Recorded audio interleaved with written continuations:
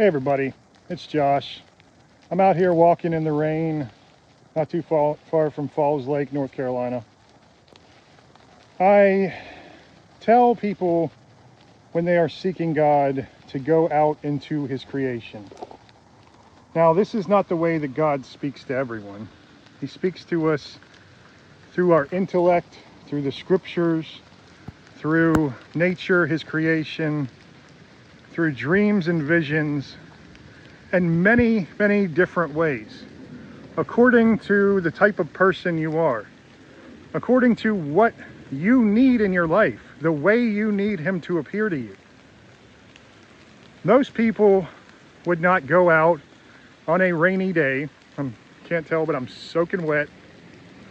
Most people would not do this. They say, I'm miserable, I'm going to sit at home, it's a good day to sit in and sleep, and that's fine. For me, I try to take every single day at least a few minutes to go out and talk to God.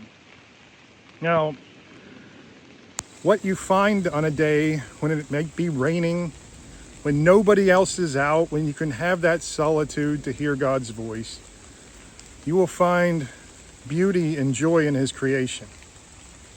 Today, so far, and I'm not done with my walk yet, there have been thousands of frogs, a herd of deer, a little salamander, and then a box turtle.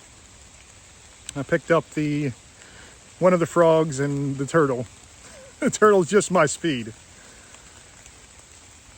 You will see signs from God within His creation. Now, what do the frogs mean?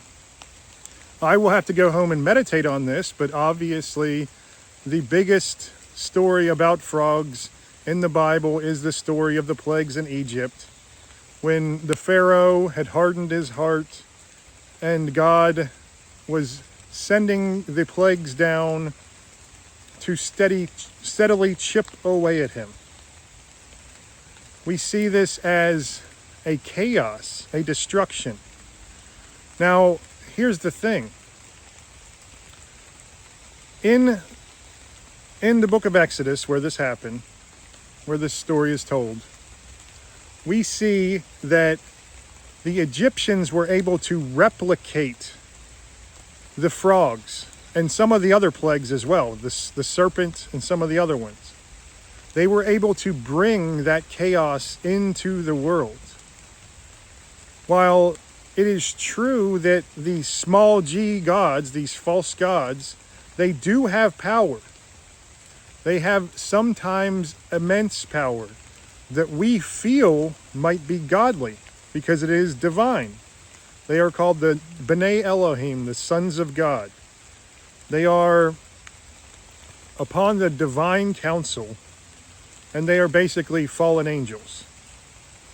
So we see that the Egyptian pantheon of gods for the Pharaoh was able to recreate some of the plagues like the frogs.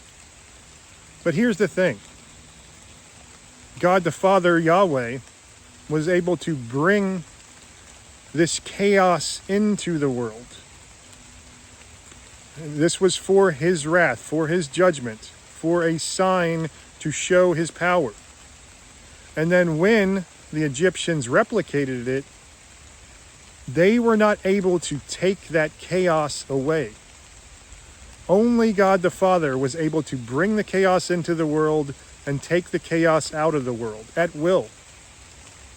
He is the one true God, the creator of everything. So you see signs like this. And I had to watch every step I took to make sure I didn't step on frogs. And then I saw the deer running along gracefully and beautifully. Now the deer is what led me to God. The first sign I ever got that saved me from the hell I was in was the deer coming along to walk alongside of me upon the lake for about an hour and a half. 10 minutes after I had prayed genuinely for the first time in my adult life. So I see this sign of chaos. I see this sign of destruction in the frogs. Not saying that frogs are bad. No, I love frogs. I love all animals. but it is a sign that God may give you in your life to help you understand there's going to be chaos. There's going to be confusion.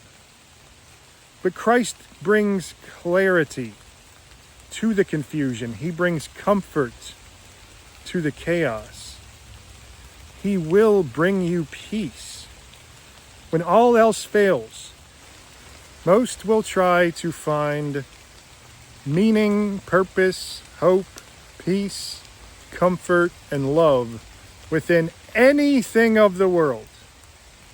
And you will try this, and you will beat your head against the wall, and you will try it over and over, which is the definition of insanity, trying the same thing over and over, expecting different results. And finally, if it is God's will, you will break down and you will cry out to him, and he will comfort you. He will bring you that meaning, that hope, and that peace like you've never understood before. I pray for all of you who are going through that chaos, who have that suffering in their life, that you will find the peace and the love. So here's a couple of the animals that I saw today. I didn't get the deer, but I got everything else. Thousands of these little guys, just like the prophecy.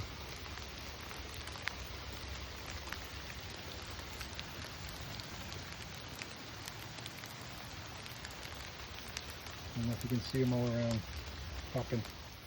This little guy. I don't know if you can see him there. There you go. Little salamander or newt or something. See this little guy walking. There's thousands of little frogs everywhere, but this is box turtle. You don't want to bother him too much.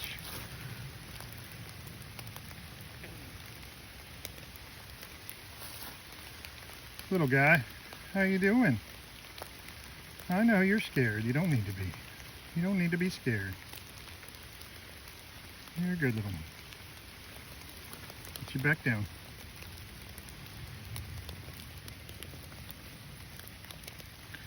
There we go. There we go. I don't know if, there we go. He's out enjoying the rain just like me. I know that it's so hard, and I know that it sometimes feels overwhelming, and that you just want to give up. But I promise you that the peace God will bring you, the suffering will all be worth it. If I had to, which thankfully God is not making me, I would live 1,000 lifetimes of that suffering to get back to his love. I would do anything to stay within that love, because it completes me, it fulfills me. Whatever he shows me in my life that I must do, wherever he leads me, I will go. Once you get to the point where you follow him too, you pick up your life that has fallen to pieces and you lay it at his feet and you follow him. And you will find that comfort, that love. I love you guys so much. God bless.